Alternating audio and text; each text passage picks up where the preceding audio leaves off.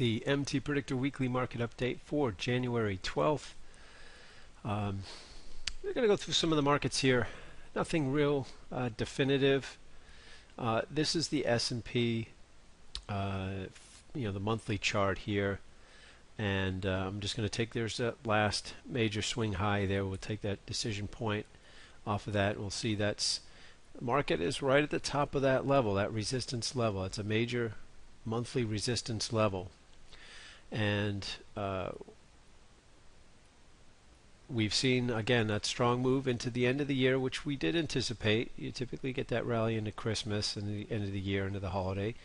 We got a little red sellers candle that formed on the monthly chart there, and so that's something different that we haven't seen in a few months. You can see there was all these gray candles here. Those are neutral candles, and then we did have sellers overcoming buyers at the end of the month there. But what I want to see, again, not real clear. We'll look at the daily chart, and we see we got a little bit of pullback, and then I thought that the pullback might be shallow. Don't know that it's done yet, but we'll see. But what I'm looking for is if we get a clear close above this top of this level, this decision point level here. If we get a clear close above that on the monthly chart, and then whatever that high is ends up being, if that high gets taken out, then I think we're going to continue to march forward higher. I'll just go down to the weekly chart here. So here's that level. So we ended the week a couple weeks ago with a red sellers candle. We haven't taken that high out. We had a blue buyers candle this past week, and again, we'll see. They kind of erased a bit of correction that started a couple weeks ago, and I'm just going to drill down out of the daily chart, and we'll see that. So here was the start of that correction, and then we kind of bounced the first kind of trading week of the new year. Things kind of rallied back up. Now we didn't take out the highs yet. That's what we'll be looking for. Get a close above this high, and then we'll see where things go from there. But if we want to look at the daily chart, we are in a little bit of a resistance level because we didn't take out this high. We've rallied here, and so we'll see if we get any more turn, another more some more corrective action. And let's just project a level down here. Minimum wave C target around we'll call it 1820,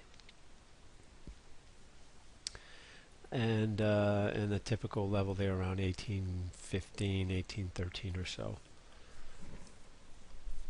All right, so we'll see. Again, nothing real clear, definitive. I want to see if they're going to clear above this and close above this big monthly resistance level. And if that, whatever the high ends up being, if that high gets taken out, then I think we're going higher. And if they're not able to do that, then I think we're going to, we will be correcting further. Well, let's look at the euro. I want to go back here. This is the weekly chart of the euro. I'll kind of step through this here, but this significant low here, we can see it was a nice 5-wave pattern down there, and typically after the 5 waves you get a correction back to this wave 4 DP, right? And you can see, if they take this level out to the upside, then the tendency is they're going to erase the whole 5-wave pattern down, and we can go back to the top of wave 1 here, take another DP. That means that we would see, the tendency is we'd see this level if they take this level out. But you can see they just haven't been able to take this DP off the wave 4 swing. They haven't been able to take that out yet. They've bumped their heads against it a few times now, and but it's still holding as resistance. If they do take it out, then I anticipate we'll probably see this 147 level. But so far they haven't been able to do that.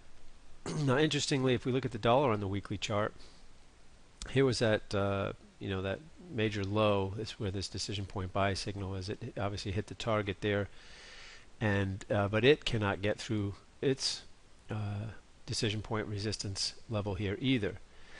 Now, as it sells off in the euro, as it sells off here, the euro is testing its resistance, and as this rallies into its resistance, the euro is selling off. But so far, neither can get through their significant levels here, and they keep, again, three times here. The dollar has bumped its head against this level, just hasn't been able to take it out. But one of these is eventually going to take this level out to the upside, and the other one will fail. So that's one to keep an eye on. Again, we'd like to see a nice clear close above the level, and then whatever the high is gets taken out to the upside. Let's look at gold. So this has been kind of interesting. And I put the, you've got your, we talked about this before, your 50 period and your 200 period moving averages. And again, we always talked about in a bull market like this, gold and silver, again going back to just the basically 9/11, when the price dropped below the 50 period moving average but above the 200 period moving average, those were good buying opportunities in a bull market. And you can see them all here as price came below the 50 period but above the 200 period. These are all good buying opportunities. Here was a crash of 2008, and you can see again below the 50 period, above the 200 period. Again, those are good opportunities. Well, here are your last opportunities where you had price below the 50 period but above the 200 period. And you can see now, if we going to go our wave 5 down here.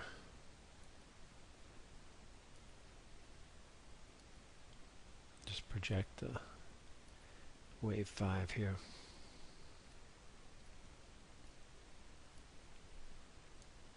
So you can see, obviously, that golden cross there. We have the 50 period cross below the 200 period for the first time in, going back to basically 2001. So obviously that's significant. That's a change. And we knew, we were short. Where's my risk reward tool? From the wave 4 high here, here's your wave 5 target. All right. Now, at the time we said, look, we don't know if this could be the low. Maybe this is the low here, and this ends up being where this TS1 is. This is a potential wave 2 or B. Now, I'll just put the analysis on that. You can see a little ABC correction in a wave 2 or B there, and there's a target there. So maybe we are headed to 1405. Again, I don't see the volume in here at a level when we make those turns. See, when wave 3 turning it, we had, a lot of volume was coming in at these turns. You see all the volume on the turns. And we'll look at silver in a bit. So I'm not convinced that we could rally from here and move into this 1400, back up into the 1400 level, and then we'll see where we go from there. But I'm not convinced yet. I still think this target is good. Again, if you're short from the wave 4, you've got stops at break even, and some of you may have taken your profit because there was a 5R target there, so plenty of room to take profit down there. But we'll see if this thing doesn't just roll over one last time, at least into the minimum wave 5 target. So protect short positions. Anyway, we've been doing that for a while, and we'll see. Let's look at silver here. It's going to be a similar picture here. So here was the again the same. Here's your wave 4 into potential wave 5. Here's the wave 5 target there on 1750. And again, see, we're not getting a ton of volume. The volume's picked up a little bit, but you can see, look at the volume. Let me, when this wave 3, you see how the volume came in. You had a high volume, red high volume spike come in, on the turn of wave 3 heading into wave 4. When wave 4 kicked in, again, you had a high volume spike came in just before that, and then volume on the turn there. Even this little wave 2 heading into wave 3, a lot of volume coming in there. Even this little 1 into 2, I mean, you had red high volume coming in there. This turn, more volume. Your peak here, look at the high volume spike that came in right at the peak there, and of course the highs back here close to 50. So we're not seeing that yet, so I'm not convinced. Again, I bought more silver back here in case this is the bottom, but I still think that this might rally a bit, roll over again, and maybe retest these lows, maybe get into the wave 5 target. And so it's something to watch. We'll see. Again, shorts are protected. 2290 is the stop there. There's only twice the initial risk to the target there, so it's not much you can do except move the stop to break even there. So this week we've got a full slate of economic data coming out. Monday's a little light, but Tuesday through Friday, plenty of economic data on the calendar that should get things moving. So we'll see. After the first, just kind of get the first trading week of the year out of the way. The first, where pretty much everybody's back from vacations and the like, and so we'll see what we get this week.